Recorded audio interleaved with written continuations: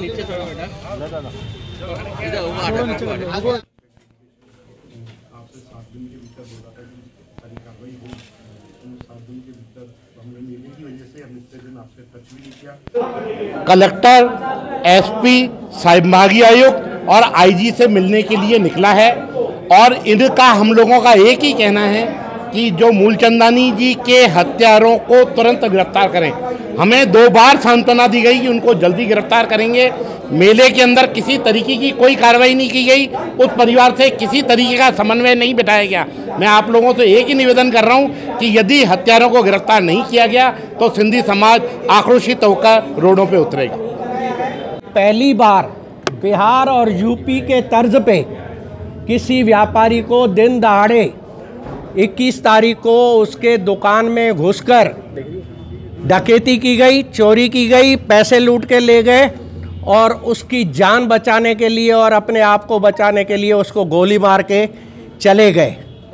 यह प्रशासन, यह पुलिस 2 पहिया वाले हेलमेटों के चालान बनाने में मुस्तैद है, मार्च का अपना टारगेट पूरा करने में मुस्तैद है, ख्वाजा साहब के मेले में मुस्तैद है, लेकिन अजमेर को ये अधिकारी जो वर्तमान में यहाँ पोस्टेड हैं, इनको बिहार और यूपी बनने से अजमेर को बचाने में कोई मुस्तैदी नहीं है। सत्ता पक्ष चाहे विपक्ष वैसे तो छोटी छोटी चीज़ों पर हो हल्ला करते हैं, लेकिन बड़ा दुख की बात है कि सत्ता पक्ष और विपक्ष और अजमेर के कैबिनेट मंत्री ने इस बड़े हत्याकांड के पास कोई भी एक स्टेटमेंट, कोई मीटिंग, कुछ भी नहीं लिया है।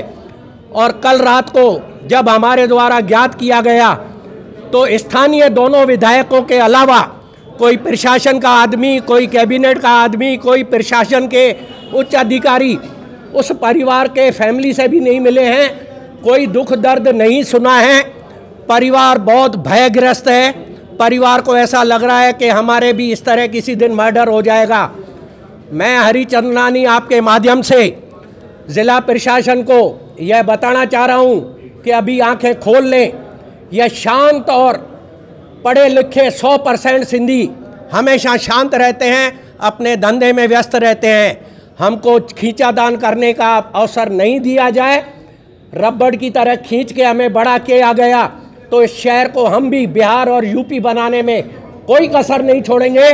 आज हम 21 तारीख के बाद सारे मेलों को देखकर, सारे प्रशासनिक स्थितियों को देखकर पुनः इनको जागृत करने आए हैं। अगर 3-4 दिन के अंदर कोई ठोस कार्रवाई नहीं की गई, सिर्फ ये चॉकलेट नहीं बांटने बंद किए, तो मजबूरन हमारे शांत रहने वाले शिक्षित परिवारों को भी अशिक्षित परिवारों की तरह रोड पे उतरना पड़ेगा, जिसकी सारी जिम्मेदारी इस प्रशासन की, इस सत्ता पक्ष की और विपक्ष की होगी।